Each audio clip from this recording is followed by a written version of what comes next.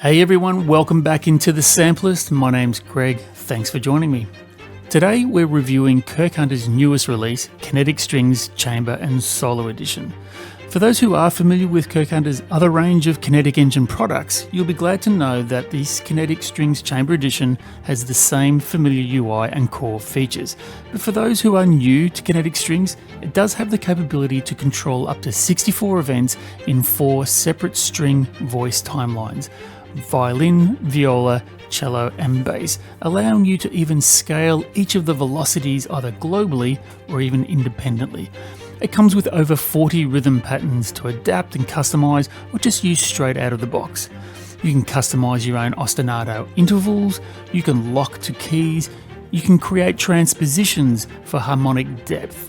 You can even step record your own homegrown ostinato patterns, including you get a randomized function, and you can even export out to your DAW the MIDI that the engine generates, giving you total flexibility to use your other favorite string libraries should your needs dictate. And that's just scratching the surface of what's possible. As for requirements, the full version of Kontakt 6.6.1 or newer is required. The free Kontakt player is not supported. It downloads at 1.56 gigabytes, and while you can run on low-spec engines with a minimum of 4 gigabytes of RAM, this is very much a lower limit and you will benefit with more memory. It's currently on sale for $119.99, normally priced at $199.99. And as always, a declaration: Kirk Hunter Studios has kindly made a copy of the library available for today's review. But with that said, they haven't had any input into the making of this video whatsoever. As always, at the Sampleist, we stand by our firm commitment to you for transparency, and we pride ourselves on the independence of our opinions. And before we go any further, be sure to hit subscribe and ring the notification bell, and you'll be up to date on the latest product releases in the world of virtual instruments. Okay, let's fire up the DAW and let's jump right on in. Welcome to Kirk Hunter's Kinetic String Motion Engine Chamber Edition.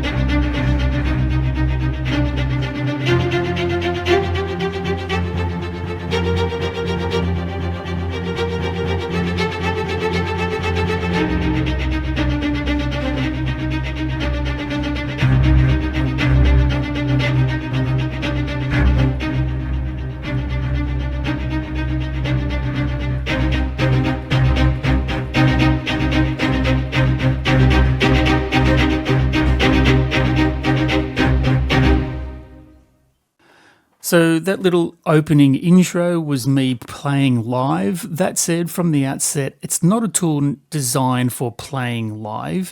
You have to be very, very precise with your playing to ensure that every beat lines up. Very much easier to do that in a programmatic environment when you're creating your compositions. So let's take a look at the core functionality. Now, there is quite a lot of functional detail here today.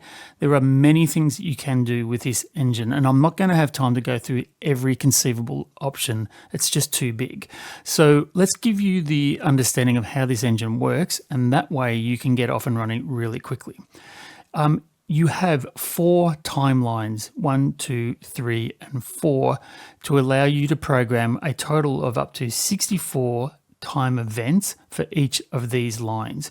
Typically, each line represents a string voice, a violin, a viola, a cello, and a bass. Although you're not constrained to those voices, you can have any voices you like in any position.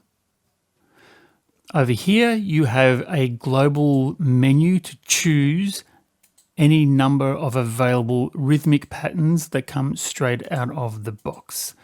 The one that we had before is the default one called In Perpetuum.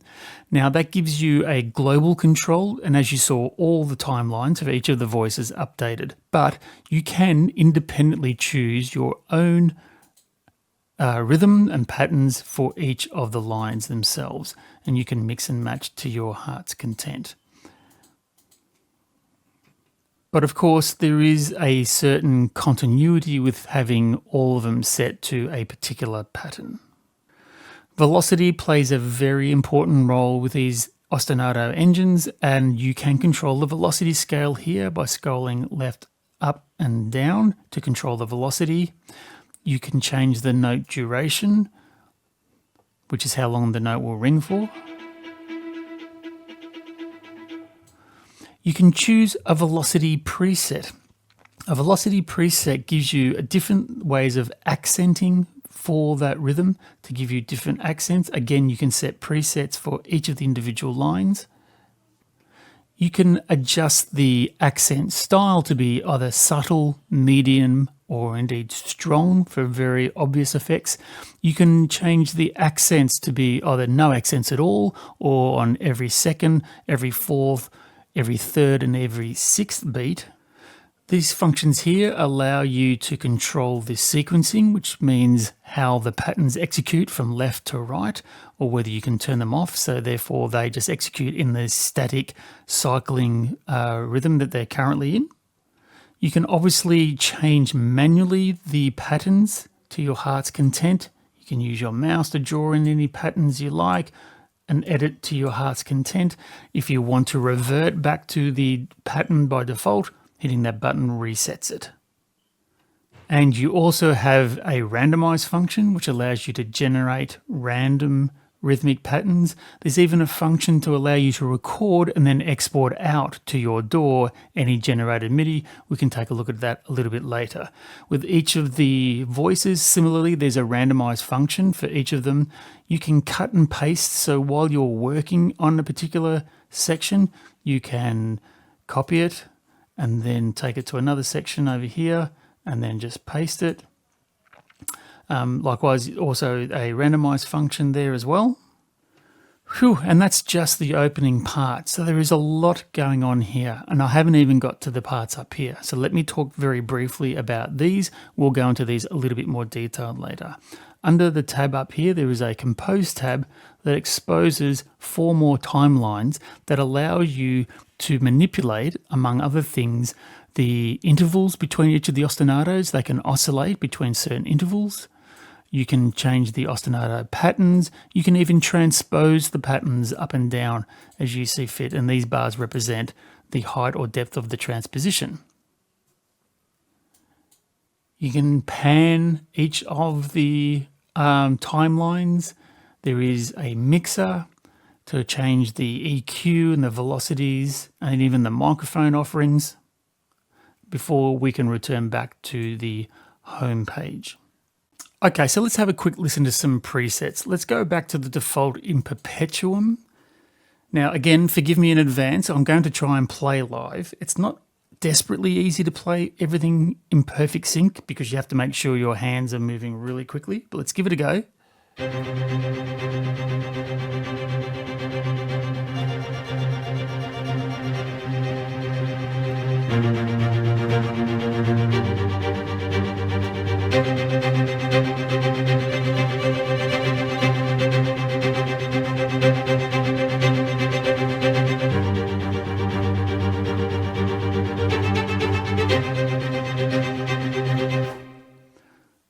Lovely. What about if we tried powwow? Now, obviously, this is a little bit more sparse in the rhythmic pattern. Let's try this.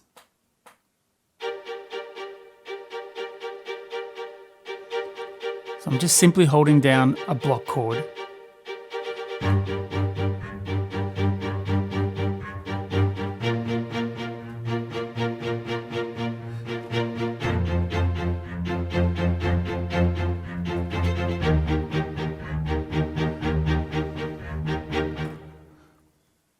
Cool.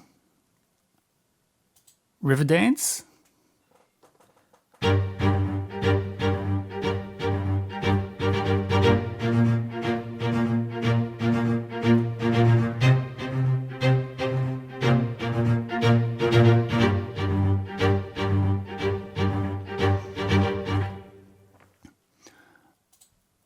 Where could we go? A cascade march.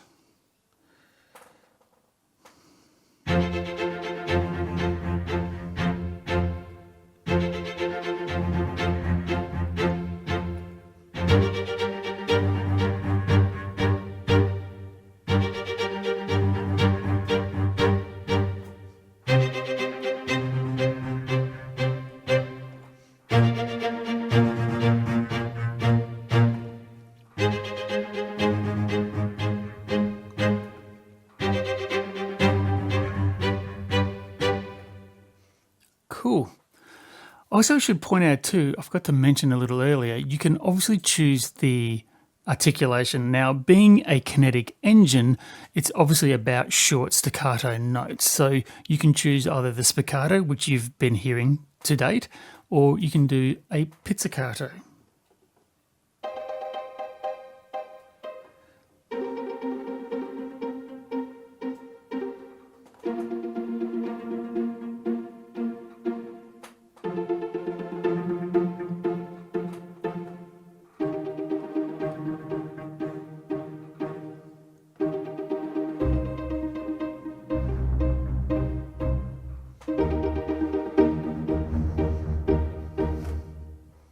Nice.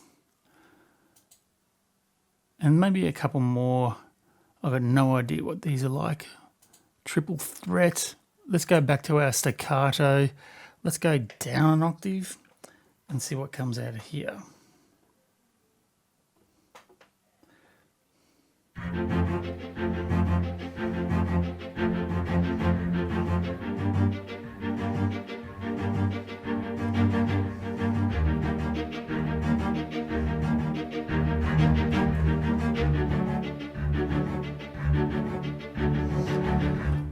Nice.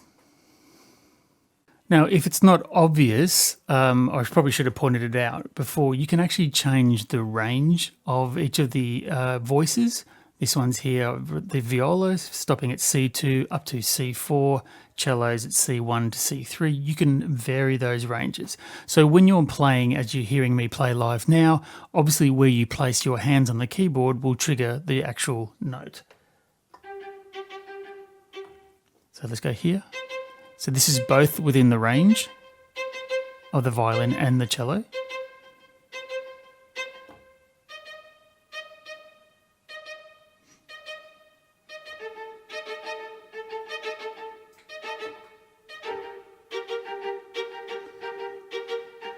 And if you go down a little more, you'll hit the cello range.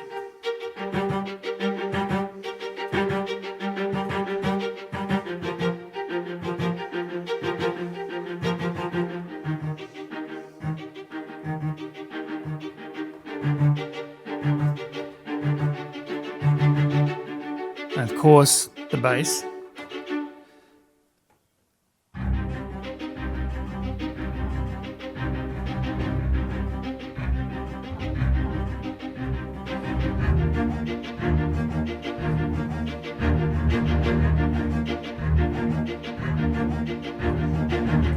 Pretty cool. You can get some great rhythms just by playing around with them. And like any tool, its power can also be its threat in the sense that you can try all manner of things. I'm going to go crazy here. I've got no idea what this is going to look like, but I'm going to, or sound like I should say, I'm going to choose some ideas in total randomness. And let's just see what this sounds like. So this is 4 randomly separate rhythms that sound like.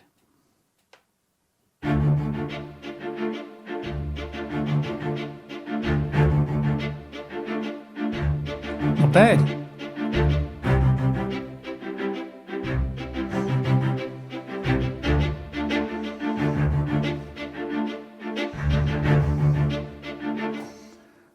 Very cool. Very, very powerful stuff. I'm not going to even try and change some of the notes here. Actually, what I will do is let's try some of the strong accents. So you get this now.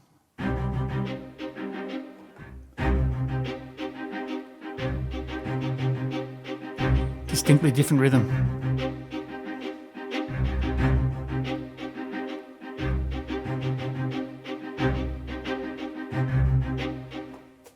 Let's go back to the soft or subtle rather. Yeah, not quite as obvious on the emphasis. Likewise, let's go to every 2 here, 4, 4. I'm going to go back to, say, 6 on this one.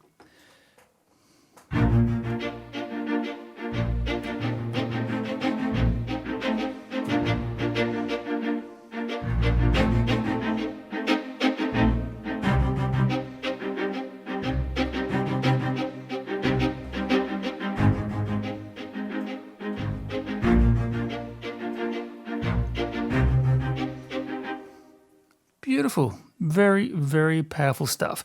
This is the sort of tool that allows you to just explore ideas and randomly choose some ideas and see what they come out like. And this is just using the presets. I haven't even touched the randomize function. I'm a little bit nervous to do so, but hey, shall we give it a go?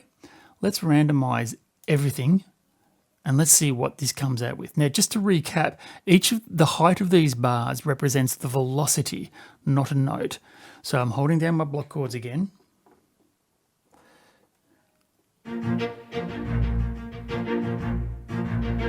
So I'm going to isolate it. Let's go up to the violin register.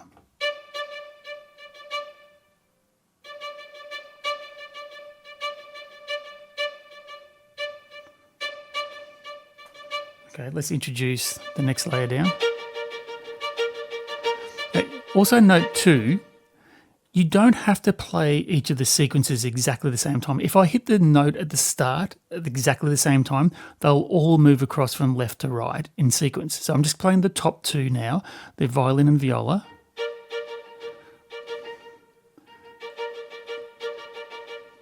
But you don't have to. So I can start with the upper string, let's say the violin, and then I'll introduce the viola afterwards, and you'll see the green bar lagging behind it.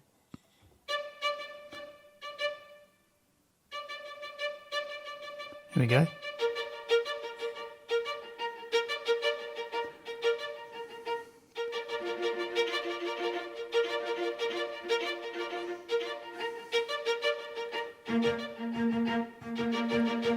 So now they're all moving. I've just introduced the cello. And let's go for the bass. So each of the green bars are sliding from left to right, representing a different time frame in the sequence. I'm going to change back to this sequence now.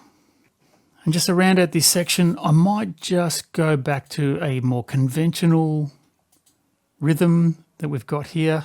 Let's see what this one does.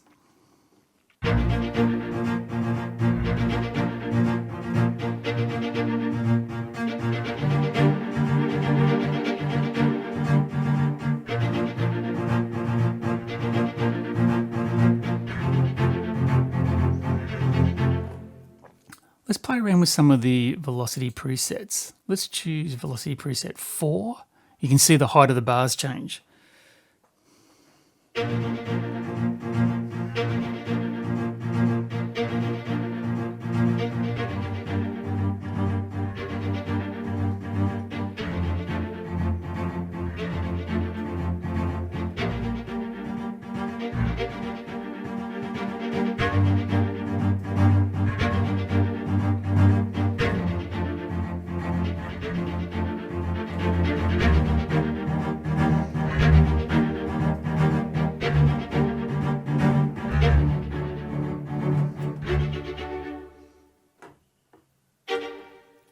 Awesome. Really, really powerful stuff. I got lost in this pattern matching and mixing for hours when I first got this tool to play with. And it's really lovely because you know that feeling sometimes when you're playing with a toy and a new instrument and you find a rhythm and you find a pattern and your mind sort of naturally falls into where it needs to go next. And it seemed like every option that I chose and every tool that I manipulated seemed to come out with a cool little funky rhythm. And I had to save it and go back to it. And this is what the tool is really, really good at. When you're stuck for ideas, it's a seed that actually allows you to generate or takes you on a journey. It's a bit of a map. It doesn't tell you how to get to your destination, but it just points you in the right direction. And I think that's really, really powerful stuff in a tool like this. So that wraps up the core function walkthrough that you see below in the timelines we've discussed. Now I want to turn our attention to the functions that are available here in this tab here called Compose. This is the function that allows you to manipulate and change all the intervals and the ostinato patterns themselves. Let me demonstrate what this is. So each of the lines represent one for each of the four voices, the violins, violas, cellos, and basses, again, representing each of these four lines here. Whatever the pattern is that's chosen for a given voice, and I'm going to start with just the violins at the top end. Now, just to recap, it sounds like this. Pretty straightforward. Now, what you can actually do is you can change the intervals, either whole step up, half step up, minor third, major third, perfect fourth, etc. Even a whole heap of them from scale step up, down, arpeggiating up and down. Now, I'm going to choose, for example, a whole step up. These bars here represent the height of the bars represent the level of transposition. So a really high bar means it's going to go up a long way, and a little bar represents going down a little way. So I'm going to make sure we've gone to a whole step. And if I hit a single note, you'll get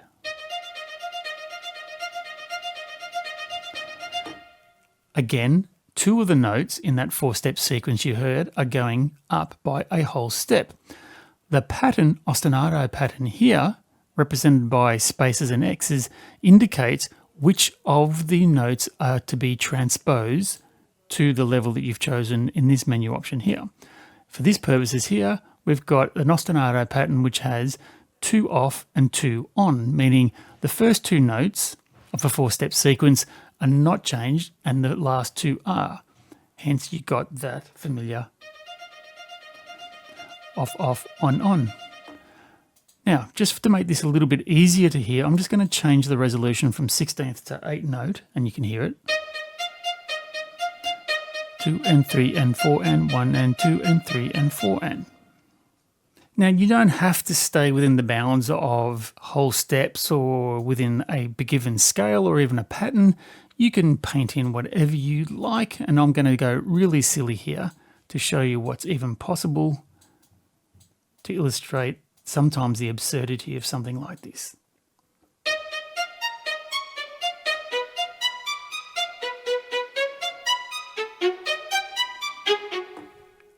All manner of possibilities there. If you want something really chaotic, something that's a little bit discordant, this is a great way to go.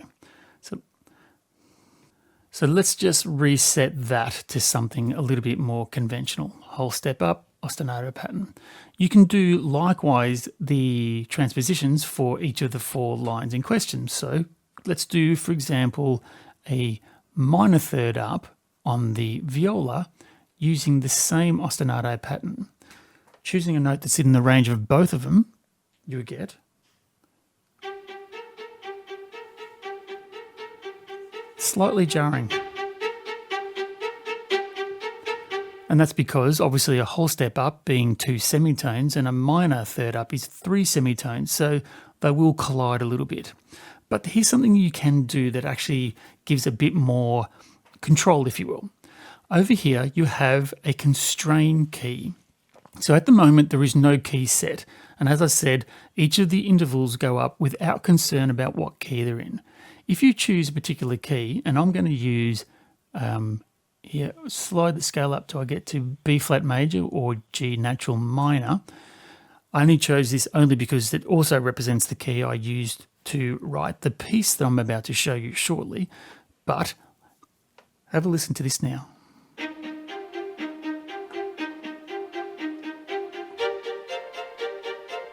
Far more harmonic, because now all the intervals are all constrained to be just within B flat major or G minor. So going on from there, you could choose perhaps an interval down here. Let's choose with the cello. We're going to go maybe a perfect 5th up, giving us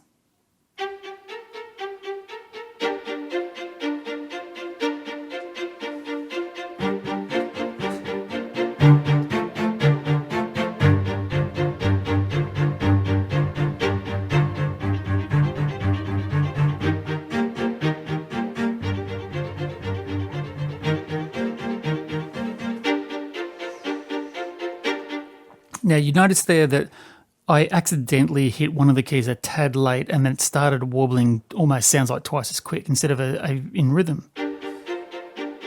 If one of them I accidentally hit, you get this.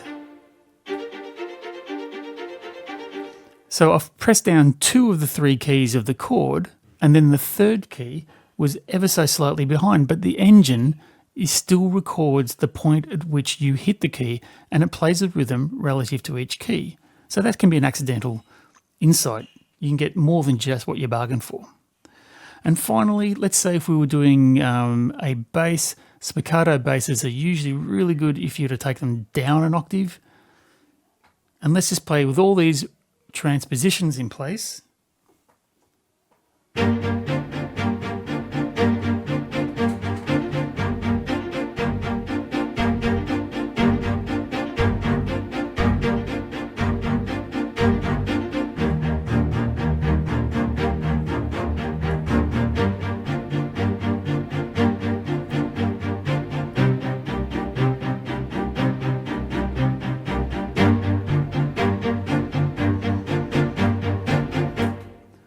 Awesome potential there. That's just from playing around with the transpositions. And of course, you can reset them all back to where you started from and try something totally different. Skipping across now to the pan section, I'll just give you a brief introduction. This allows you to use the same paint principles to allow you to control the panning of each of your instruments from left to right. So for example, I'm just going to play something in the high register because I've done the panning on the violins.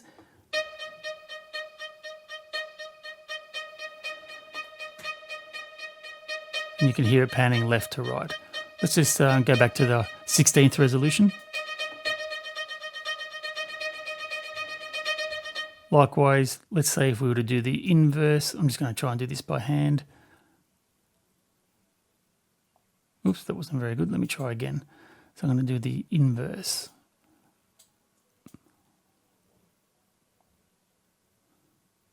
Here, on the cellos. I don't know if this will work, but let's hope so. So there's the panning of the violin, but let's see what we get with the cello.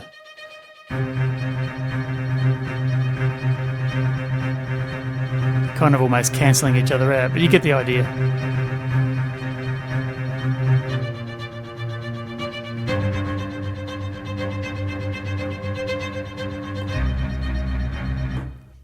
Lots and lots of potential there. Again, you can reset everything to your heart's content. Switching over to the mix window, you can even control the velocity, or the volume rather, of each note within each timeline, being the violins, violas, cellos, and bass. I haven't played too much with this, other than to say that you can turn off or off notes by lowering the volume for a given note, which is, that must be a B flat. So there's no B flat for that particular note. But more importantly, perhaps EQ band can be controlled, there's gain, the velocity variations, you can add some reverb, there's an exciter function for extra punch, you can control each of the microphones as well. Phew, so lots to go under the hood there. Hopefully that will give you an oversight of what's going on. Now there's one other function I do want to tell you about that I find really helpful. It's the ability to be able to export out from your DAW the MIDI that's generated by the engine itself. So what this means is this little DIN plug function here, you can press that and it says here it's waiting for note input. So when I start playing, it's going to start recording the MIDI that's been generated.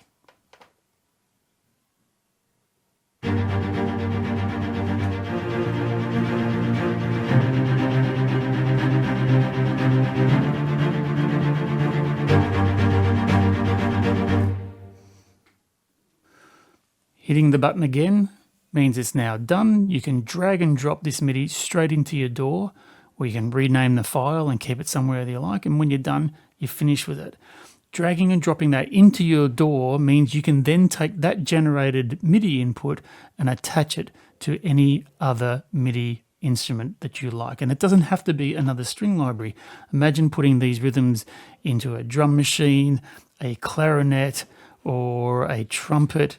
Anything is possible because it's all MIDI at the end of the day.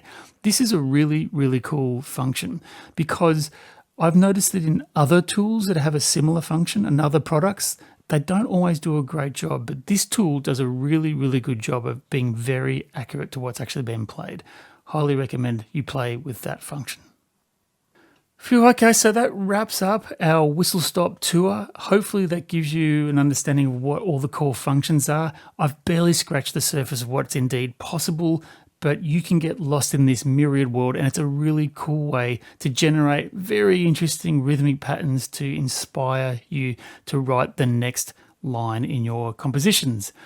With that said, I'm now going to introduce you to a composition I've written using this tool, and on the other side of that, I'll walk you through some of my thinking process and how I arrived at my decisions, and then we'll wrap up the video at the end of that.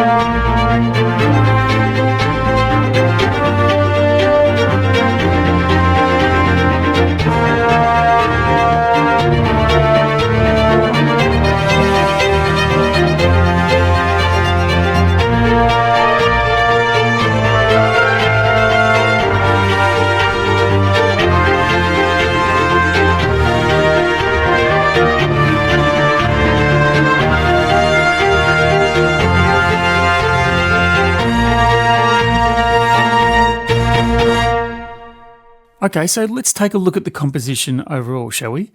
Now, on the surface, it's not terribly sophisticated. There's only 4 tracks: violins, violas, cello, and bass.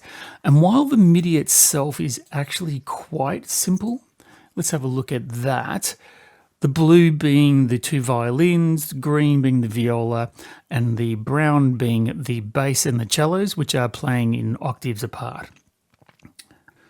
But the real power of where this composition comes from is when you look under the hood of what Kirk Hunter's Kinetic Strings are actually doing for us here. And this is where the magic is. There's another layer of depth to it. So let me just solo the first part of the high strings.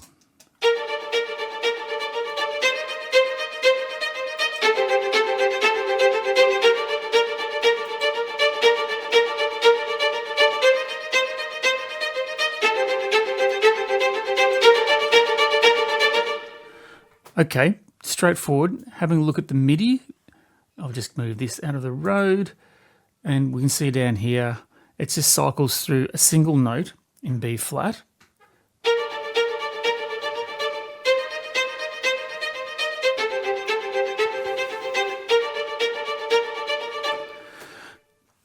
And so if you have a look at what's going on here, what I've got playing here is a high violin, and This is actually a viola because this is from the ensemble, the chamber ensemble, but I'm effectively using the violas in a higher range, so I'm getting it to kind of play the role of like a second violin, if you like.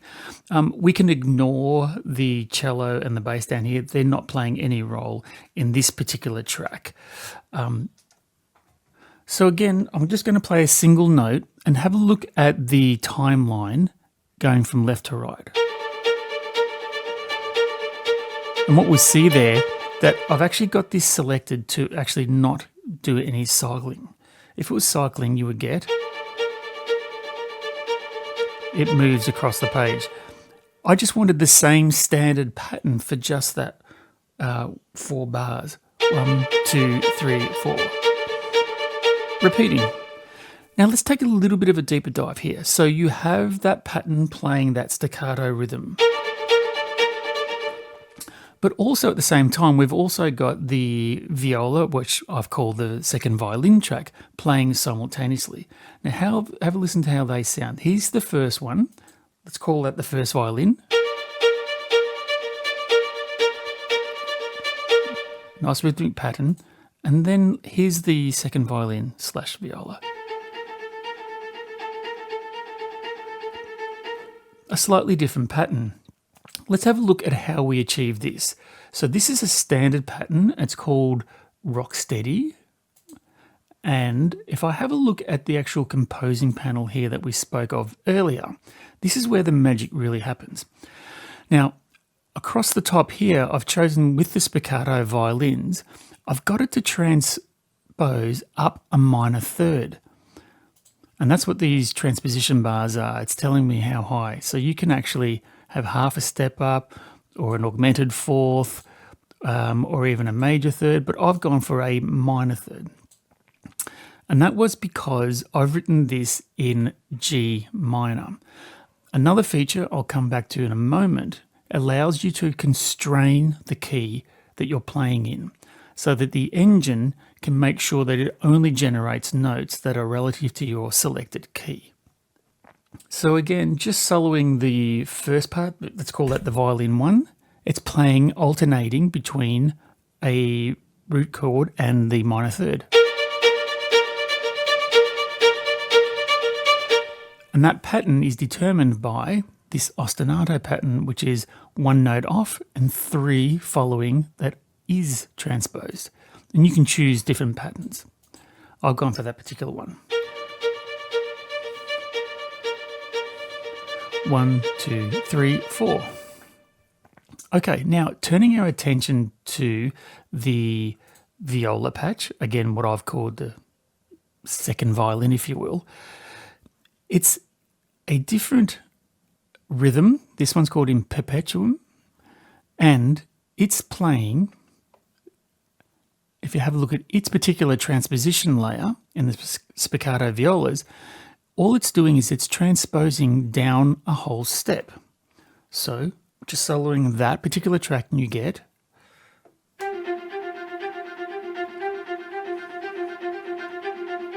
a very similar rhythmic pattern to the upper violin, but rather than transposing up a minor third, I've got it to transpose down a whole step, a whole tone. So if I play both of them together, I get this.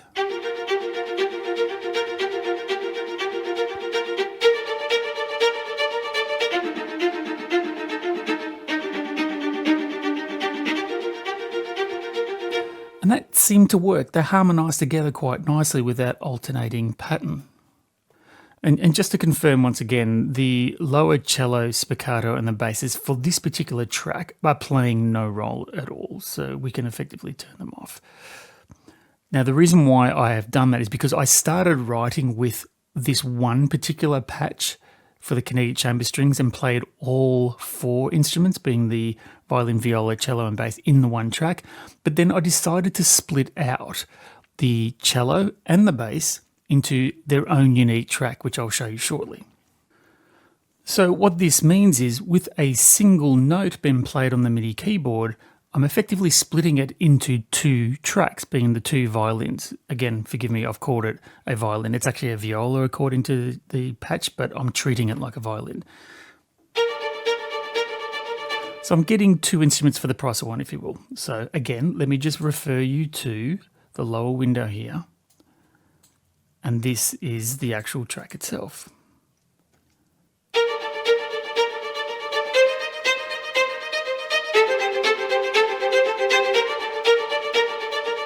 Quite rhythmic in nature. Okay, now let's turn to another track, and this one is Kinetic Viola. So I've loaded up an actual instance of the Chamber Strings viola patch that you can see here.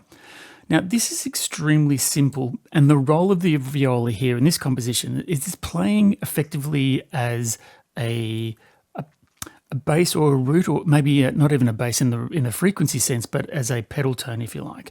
And what I mean by, if you have a look at the actual MIDI itself,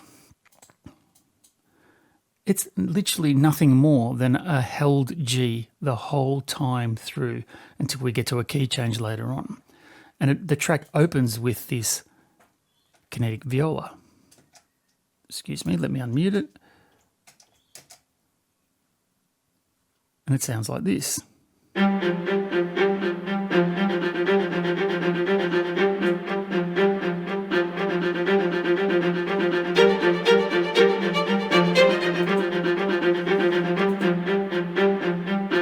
A single G note playing throughout the opening part. Yet it warbles, you can hear the notes change. Again, we have to refer to the Kinetic engine to see how that's done. So again, I'm taking you into the Compose page, and I've done a little bit of a transposition on the spiccato violas. And in this case, as you can see here, in the transposition taken, excuse me, take that out, I've chosen to step it down a step using a pattern which is one note off and three notes on. So again, we have, and here's the window, and 3 and 4 and 1 E and a 2 E and a 3 and a 4 E and a 1 and 2 and 3 and 4, 1 E and a 2 E and a 3 and a 4 E and a ad infinitum. And it just cycles around doing that the whole time. So when you put those two together with the upper strings and the kinetic strings, we get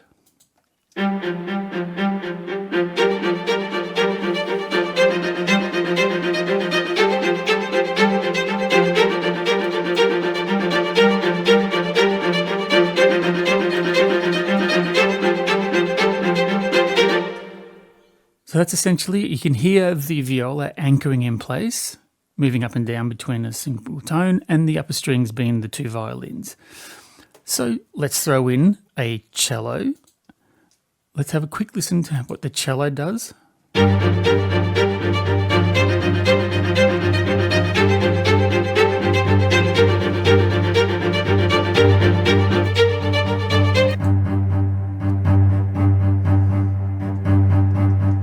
Nothing desperately exciting, but it provides that real anchor as a cello is really good at doing. So again, just have a look at it, how it plays. I've chosen a pattern called Powwow. I've given it this connection, so this is how it sounds.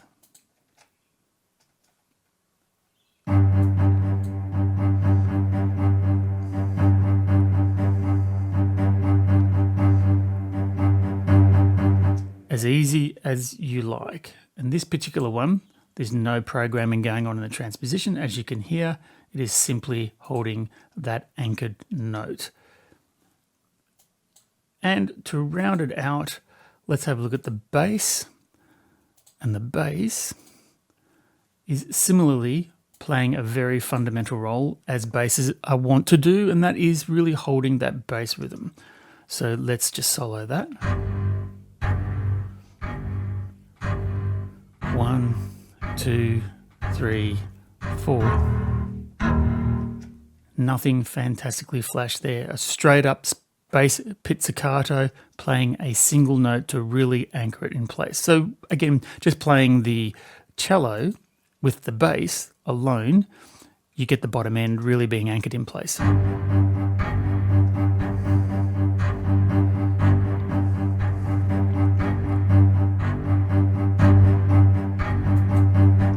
bringing all the other pieces in. Now there is one thing you have to think about with the engine. Because it's an engine, it relies on the trigger of each MIDI point. Sometimes if you play in the middle of a phrase, they can fall a little bit out of sync until such time they resynchronize. But here we go.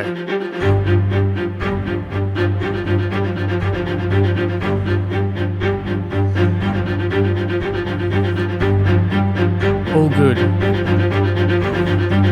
And now I've just gone down to an E flat. But again, I'm just keeping the G in the viola as a pedal tone.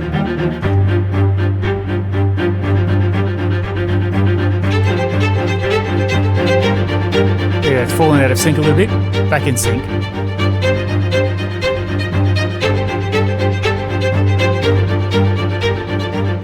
So that's basically it, the first opening part. You've got the anchoring in the bass register with a simple pattern, a simple ostinato pattern in the viola, and the ensemble strings giving a little bit of rhythmic flavour. So let's move over now to the key change part, where that rhythmic pattern I've just talked about completes. And I've then gone into, from the G minor that we're opening with, into its complementary major, being B flat major.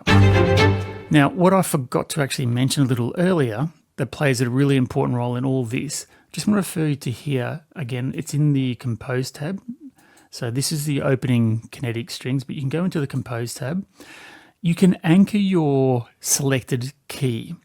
So what that means is that the engine will only generate notes from within that key that you've selected, to make sure you can't hit any bum notes, for one. But also, two, just to give you an idea of what it could potentially sound like if I were to turn it off and there's no constraint. And the patterns I've chosen being the minor third in the upper violins and the whole step down in the lower violins / violas.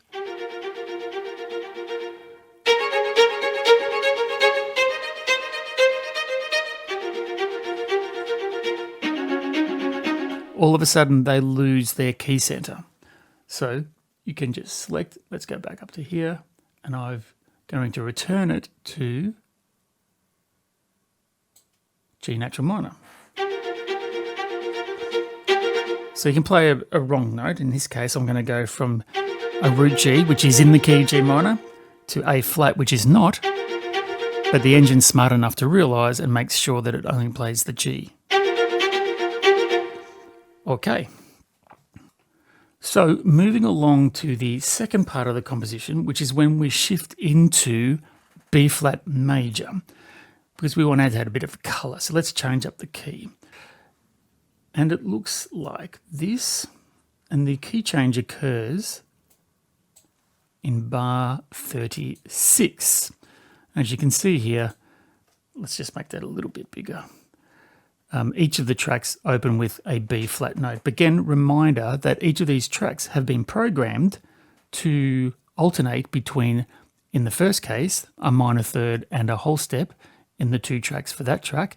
And in the viola, it's also just alternating between a whole tone step.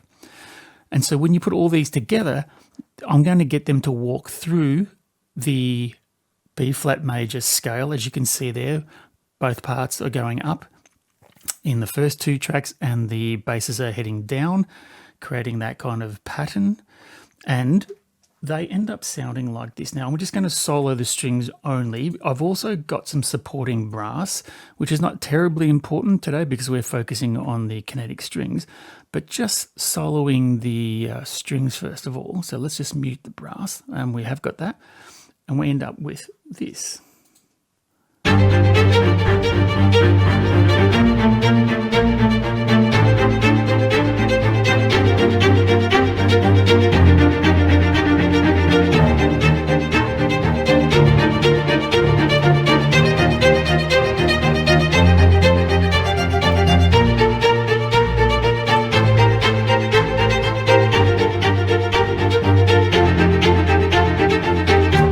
Okay, so you get the idea there. They're all just playing their part and they're all just moving diatonically through the B-flat major scale.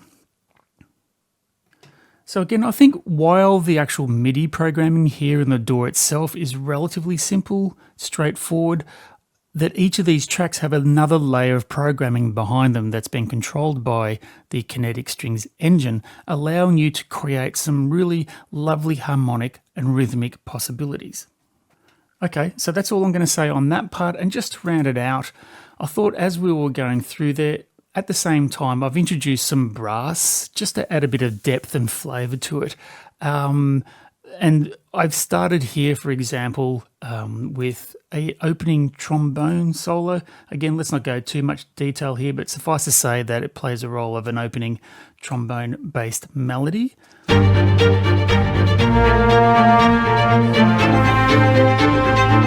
nice bit of heroic brass, if you like.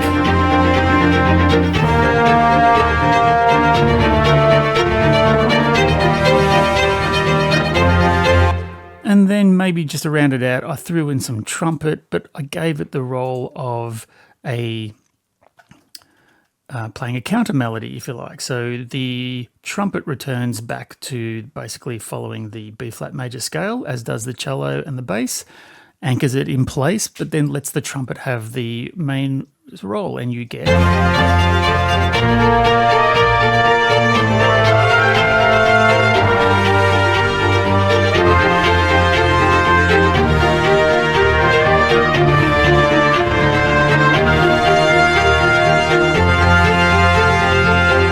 bringing it home.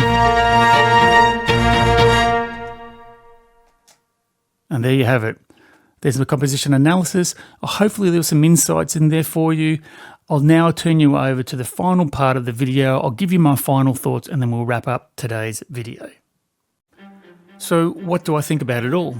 Well, before I give you my final thoughts on Kirk Hunter's Kinetic Strings, I should note that I haven't shown you the solo string patches which come with the library. Suffice to say that all the same features and functions that exist for the chamber strings version also exist for the solo version. The difference being that rather than having 2 violins, 2 violas, 2 cellos and 2 double basses, as you do for the chamber strings version, you have obviously solo instruments in each section. Turning to my thoughts on the instrument itself, it definitely fills a gap in the market, a tool that allows you to be able to generate realistic and interesting ostinato rhythmic string patterns with relative ease. But this is not yet another arpeggiator tool. Even though it can do what arpeggiators can do, it's a whole lot more. For starters, other similar tools are nowhere near as flexible nor, most importantly, produce the same results that are musically sound and accurate. The functions available are rich, ranging from controlling individual time events to programming transpositions, velocity accents, note duration, that being 8th, 16th, 30-second notes, etc., including triplets and dotted rhythms, and down to handcrafting your own patterns from scratch. I particularly wanted to acknowledge the ability to export the generated MIDI out of the engine and into your DAW. While the onboard string samples of the engine are more than capable, there may be times when you want a specific string sound from perhaps another library, and this method allows you to use the generated MIDI with other libraries of your choice. And notably, it does a very effective job at generating accurate MIDI information, rather than the mess of notes of varying lengths and velocities that many other similar tools are wont to do. Like all tools that are sophisticated and functionally rich, spending some significant time with it is the best way to experience its full potential. That said, it can definitely deliver results out of the box with little to no tweaking. While the UI is quite well laid out and is conceptually sound, there are a few opportunities for better UI choices, I believe. For example, in the Composing tab, where transpositions and ostinato patterns are manipulated, the choice of a slider to choose a key center to lock to is nearly impossible to select easily. A drop-down menu would be a far better solution. And similarly, using sliders to select what is already available in a drop-down menu struck me as being, well, redundant. Minor missteps in the grand scheme of things. All in all, it's a fun product and is a major productivity winner in the art to finding interesting, pulsing, rhythmic ostinatos for your compositions. Handcrafting patterns from scratch in your DAW be damned. By exploring these features in depth, With just a few tweaks and a bit of lady luck, you can land on some seriously sophisticated and interesting patterns that kept me engaged for hours.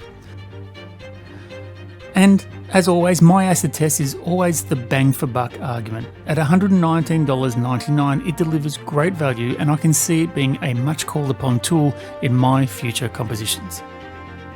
So that wraps up today's video. All that's left for me to do is to say thank you once again for stopping by and spending some of your time with me. At the Sampleist, we absolutely love doing this. It's our contribution to the virtual instrument community. So to help us out, give us a like for all the great content we produce. Leave me a comment telling me what you think of Kirk Hunter's Kinetic Strings Chamber Edition.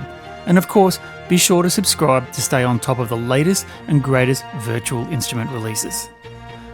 This is Greg Revell for the Sampleist signing off, and as always, urging you to find your sounds and find your soul. See you on the next one.